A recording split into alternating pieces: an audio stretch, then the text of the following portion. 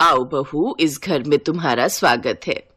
ये कहकर अंजलि कलश गिराकर अंदर आती है, जहाँ उसकी सास उससे कुछ रस्में करवाती है। सारी रस्में होने के बाद अविनाश बेटा जा, बहू को कमरे में ले जा, वो भी थक गई होगी ना। जाओ बहू, अब आराम कर लो, बाकी की रस्में कल हो जाएंगी। इतनी दूर की बारात थी तो थक गई होगी ना, ले जा इसे बेटा। जी माँ। अविनाश अंजलि के साथ कमरे में जाता है, जहाँ थकान के चलते वो लोग जल्दी ही सो जाते हैं। फिर आधी रात को अचानक अंजलि ठंड के मारे कांपने लगती है। ये क्या हो रहा है? इस ठंड में तो मेरी कुल्फी जम जाएगी, लेकिन ये अचानक मुझे इतनी ठंड क्यों लग रही है? कहीं कोई खिड़की दरवाजा तो नहीं खुला? अंजलि उठकर सारे खिड़की दरवाजे देखती है तो वो बंद होते हैं। तभी उसकी नजर ऊपर लगे एसी पर जाती है, जो कि ऑन था। हे भगवान, ये ठंड के मौसम में एसी किसने चला दिया? क्या हुआ अंजलि, क्यों आधी रात को बड़बड़ा रही हो? चलो सो जाओ। अविनाश देखो तो, ना जाने किसने अपना ये एसी ऑन कर दिया है। ये तो मैंने ऑन किया है। मुझे ठंड के मौसम में भी एसी चलाकर सोने की आदत है, और अब तुम भी ये आदत डाल लो। चलो अब सो जाओ। ठंड में कपकपाते हुए जैसे तैसे अंजलि सो जाती है। अगली सुबह गर्मा गर्म अदरक वाली चाय बनाकर वो अपनी सास ससुर के कमरे में ले जाती है, जहाँ उसके सास ससुर भी एसी चलाकर सो रहे थे। लगता है इन सबका मानसिक संतुलन हिला हुआ है, जो इतनी ठंड में भी ये एसी चलाकर सोए पड़े हैं। अंजलि अपने सास ससुर को चाय देकर कांपते हुए उस कमरे से बाहर लौट आती है। कितना ठंडा कमरा कर रखा है। कुछ देर बाद अंजलि अपनी पहली रसोई बनाकर सबको परोसती है। सभी लोग सर्दियों के गर्म कपड़ों में लिपटे हुए होते हैं, जिन्हें देख अंजलि कहती है, अगर आप लोगों को इतनी ठंड लगती है तो रात को एसी चलाकर क्यों सोते हो? क्योंकि बहू, हम सबको पूरा साल एसी में सोने की आदत है, फिर चाहे गर्मी हो या सर्दी या बरसात का कोई और मौसम, बिना एसी के हम सो नहीं सकते। मेरा शक सही था, इन सब का ऊपर वाला माला खाली है। लगता है या तो ये सब खानदानी हिले हुए या फिर नर्स के हाथ से पैदा होते हुए गिर गए होंगे। ऐसे ही कुछ दिन बीत जाते हैं। ठंड थी कि कम होने का नाम ही नहीं ले रही थी। बाहर लगातार कोहरा छाया हुआ था। धूप को निकले कई दिन जो हो गए थे। एक तो इस ठंड में मेरी कुल्फी जम गई है, ऊपर से इतने सारे बर्तन इकट्ठा हो गए। एक काम करती हूँ, अपनी ननद सुप्रिया को बोल देती हूँ मेरे साथ बर्तन धुलवाने में मेरी मदद करेगी। ये सोचकर वो अपनी ननद के कमरे में जाती है। सुप्रिया, आज गाजर का हलवा, पूड़ी, मटर पनीर, काफी पकवान बने थे तो कई सारे बर्तन हो गए। चलो ना, मेरे बर्तन धुलवाने में मदद कर दो। ना भाभी ना, इतनी ठंड में मैं तो पानी में हाथ नहीं डाल सकती। इतनी ठंड लग रही है तो फिर ये एसी चलाकर क्यों बैठी हो? ओफो, कितनी बार बताया आपको कि एसी के बिना हम नहीं रह सकते। अंजलि के ससुराल में सबको ठंड में भी एसी में रहने की आदत थी, लेकिन अगर वो गलती से किसी को भी काम के लिए बोल दे तो सभी ठंड के बहाने बना लेते थे। ना बहू ना, मुझसे ये सब्जी नहीं कटती, देख नहीं रही कितनी ठंड है। मुझसे तो रजाई से भी हाथ बाहर नहीं निकाला जा रहा। अच्छा ला, मुझे जरा एसी का रिमोट तो दे, एसी ऑन कर लूं। जी तो चाहता है आज की सब्जी में जहर मिलाकर इन सबको दे दूं। ठंड में एसी में पड़े रहना है, लेकिन काम के लिए बोलो तो सबको ठंड लगने लग जाती है। अब अंजलि खुद ही सारा दिन घर का काम करती रहती और रात को बिस्तर पर सोने जाओ तो एसी के कारण उसे ठीक से नींद नहीं आती। अविनाश जी, आप ये एसी बंद कर दीजिए ना, मुझसे ये एसी की ठंड अब बर्दाश्त नहीं होती। कहाँ ठंड है अंजलि, और तुमने ऑलरेडी 2 रजाई ले रखी है। मैं कंबल तुम्हें और दे देता हूँ, लेकिन एसी बंद करने के लिए मत बोलना। तुम तो दिन में भी आराम कर लोगी, लेकिन मुझे तो ऑफिस जाना है ना, मुझे ऐसे नींद नहीं आएगी बिना एसी के। अंजलि का पति उसकी एक नहीं सुनता, जिसका नतीजा ये हुआ कि अगले दिन से अंजलि को ढेर सारी छींकें आने लगी। वो लगातार छींकें मारती जा रही थी। बस अब बहुत हुआ, अब और नहीं। अगर मैंने इन लोगों को सबक नहीं सिखाया तो मेरा भरी जवानी में ही राम नाम सत्य हो जाएगा। बड़ा शौक है ना इन लोगों को ठंड में भी एसी चलाकर सोने का।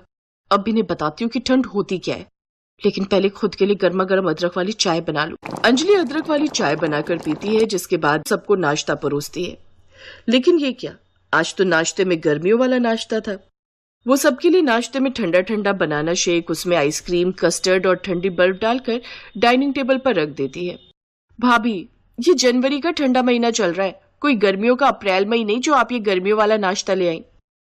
आप लोग जब इतनी ठंड में भी एसी चलाकर सो सकते हैं तो फिर ये ठंडा नाश्ता क्या चीज है? करिए नाश्ता। ठंड में आइसक्रीम डला शेक पीने का भी एक अपना ही अलग मजा है। उफ, ये ठंडा नाश्ता करके तो मेरे दांत ही बजने लगे। अभी तो देखते जाइए आगे आगे होता है क्या।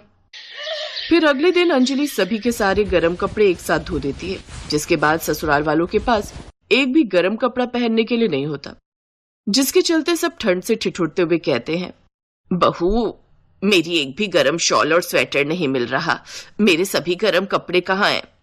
हाँ भाभी, मेरी भी कोई सॉक्स, कैप या स्वेटर नहीं मिल रही है। मेरी अलमारी में भी मेरी लोई और गर्म टोपी नहीं है। अंजलि मेरी भी जैकेट, जीन्स कुछ भी नहीं है। अरे आप लोगों को ठंड कहाँ लगती है? जब आप लोग 8-9 डिग्री में भी एसी में सो सकते हैं तो फिर आपको ठंड कहाँ लगती होगी? उसकी बात का कोई जवाब न देकर वो सभी रजाई में बैठ जाते हैं। उधर अंजलि भी अपनी हरकतें जारी रखती है। वो घर का गीजर कनेक्शन भी काट देती है, जिससे अब सबको न चाहते हुए भी ठंडे पानी से ही नहाना पड़ता है।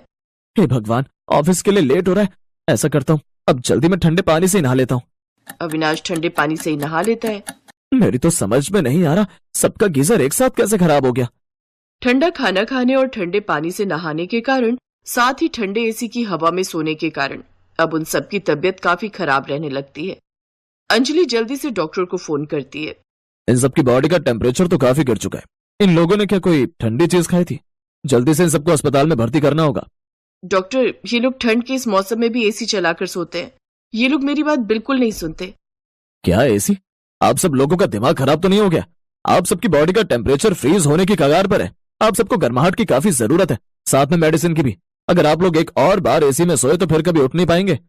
उन सबको जल्दी से अस्पताल ले जाकर आईसीयू में एडमिट कर दिया जाता है। 2-3 दिन हॉस्पिटल में रखने के बाद उनको डिस्चार्ज कर दिया जाता है। घर आते ही अविनाश सबसे पहले एसी का तार निकाल देता है।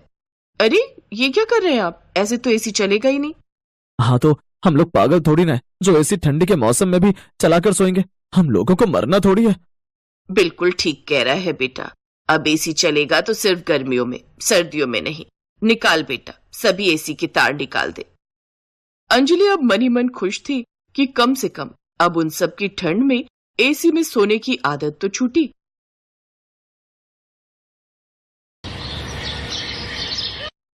ओहो, हालत खराब हो रही है इस रसोई में। सारा दिन गर्मी में खड़े खड़े पकते रहो बस। और एक ये खुद तो सारा दिन ऑफिस में रहते हैं, लेकिन अपनी बीवी की तो इन्हें कोई चिंता ही नहीं है। आने दो आज इनको, इनकी तो आज खैर नहीं। शाम को जब अतुल घर आता है तो मधु उससे कहती है, आ गए सारा दिन एसी की हवा खाकर। खुद तो एसी में बैठे रहते हो इसलिए गर्मी का एहसास नहीं होता, लेकिन हमारे बारे में भी सोचो जरा। एक वो पड़ोस वाली रचना है, अब तो उसका पति भी एसी ले आया। किराए पर रहने के बावजूद उसे अपनी पत्नी की कितनी चिंता है। और एक तुम हो, कभी आकर पूछते भी हो कि 48 डिग्री के इस टेम्परेचर में किस तरह दिन काट रही हूं मैं? लेकिन नहीं, तुम्हें तो किसी चीज से कोई मतलब ही नहीं है। तुम्हें तो बस 2 वक्त का खाना मिल जाए और उसके बाद बीवी जाए भाड़ में। क्या हुआ मधु, क्यों आते ही राशन पानी को लेकर चढ़ रही हो? जो कहना है सीधा सीधा कहो। हर बात पर ताना मारना जरूरी है क्या? पति थका हारा ऑफिस से आया है? चाय पूछने के बजाय तुम तो मुंह से आग के गोले बरसा रही हो। जब इंसान पूरा दिन इस भट्टी जैसी गर्मी में उबलेगा तो मुंह से आग के गोले ही बरसेंगे, प्यार तो बरसेगा नहीं। और अगर आप चाहते हो कि जब आप शाम को घर आओ तो बीवी आपसे मीठी मीठी बातें बोले, तो उसके लिए पहले कमरे में एक एसी लगवा दो। एसी में मूड ठंडा रहेगा, तभी तो बीवी अच्छी अच्छी बातें करेगी। काम करते करते कमर टूट जाती है, और जब 2 घड़ी आराम करने का मन करता है ना, तो इस गर्म पंखे की हवा मुंह पर लू के थपेड़ों की तरह पड़ती है। तो पड़ोस के रचना के घर एसी की हवा खाने चली जाया करो।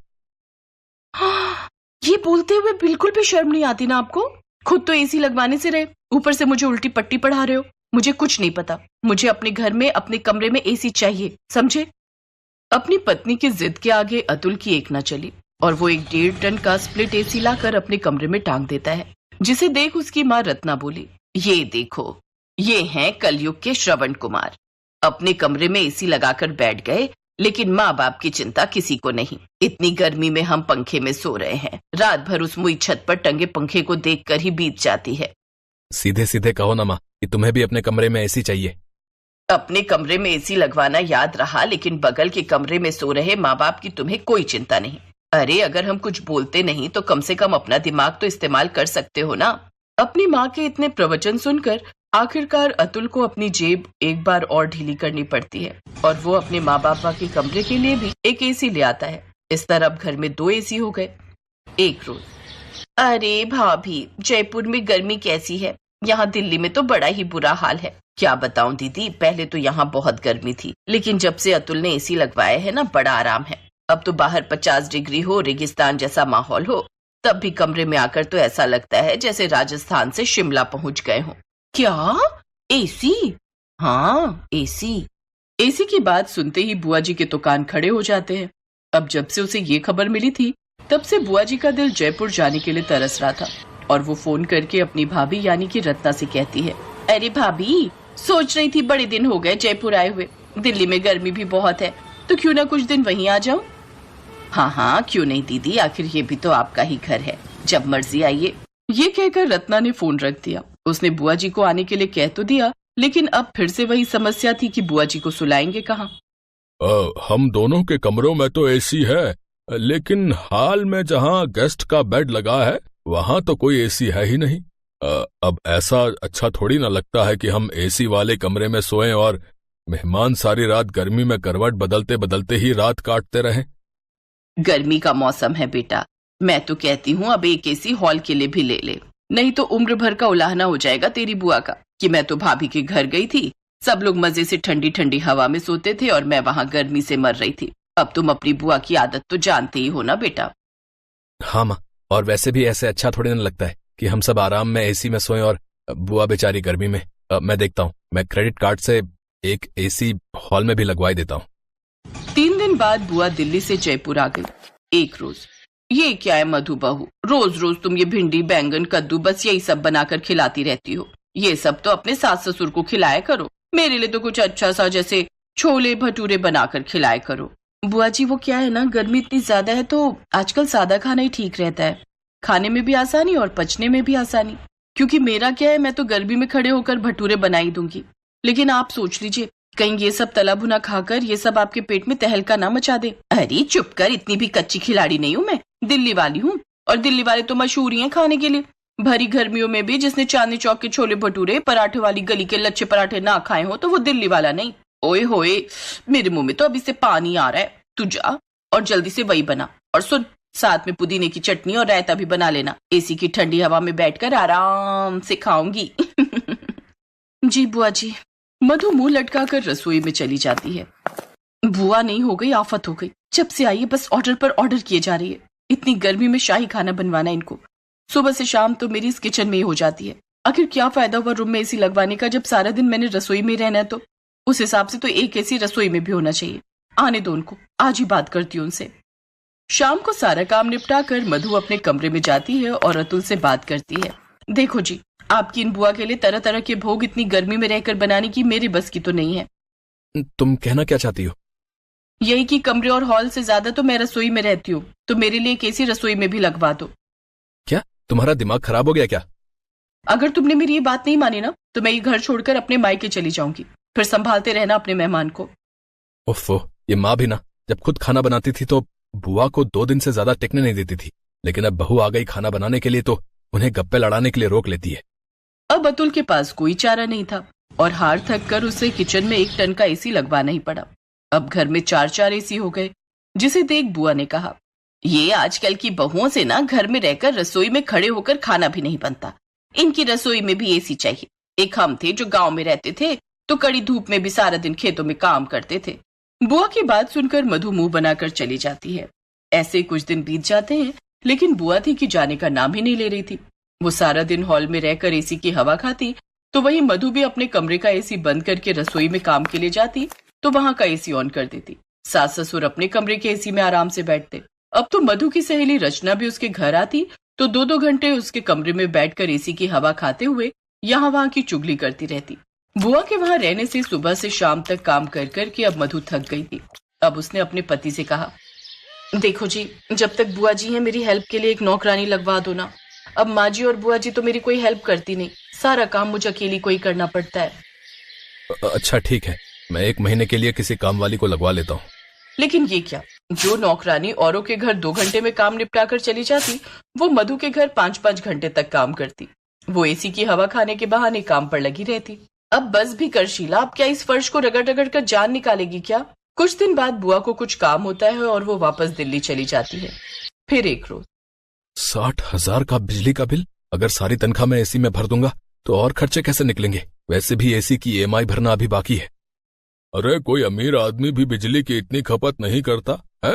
जब तुम एक घर में रहती हो तो सारा दिन इस हॉल में एक जगह एसी में बैठ गई है, वहां रहकर सब्जी काट ली, आटा लगा लिया, फिर रसोई में जाकर चौका मार लिया। अगर तुम लोगों का यही हाल रहा ना तो मेरा अतुल बर्बाद हो जाएगा।